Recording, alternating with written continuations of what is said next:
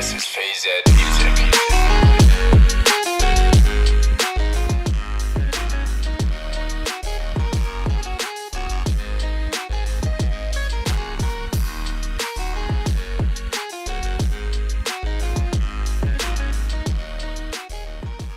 Produktionsprobleme in der EU.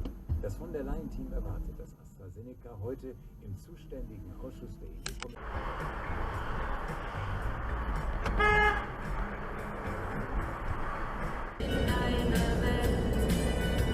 Und doch tut's gut, wenn irgendwer auch mir die Daumen hält. Ist aber auch wirklich schwer. Doch bitte schau noch ein.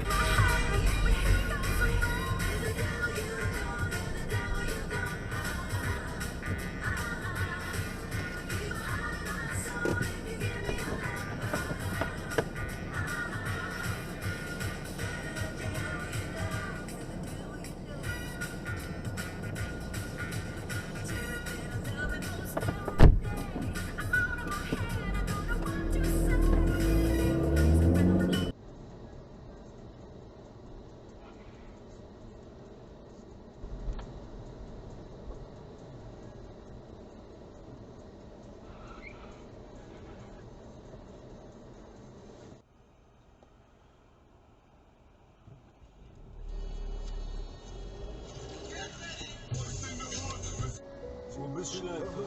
Ich bin wieder Auto gefahren, war schön. Ja. Echt? Ja, war schön. LKW, ne? Fährt er denn?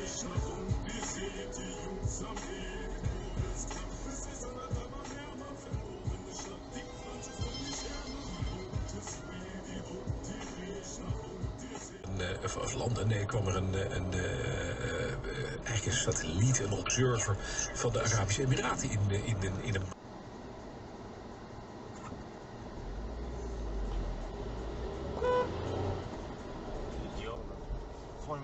Oder, warum läufst du? Ey, hab ich nicht gesehen, der Vogelbretter, der steht überfahren, glaube ich. Ja. Ohne Brille.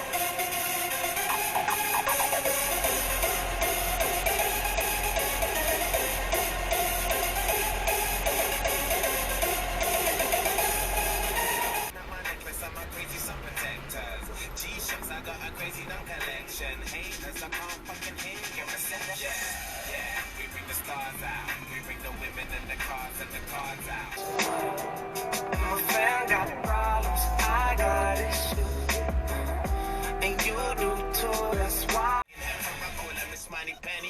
Is it really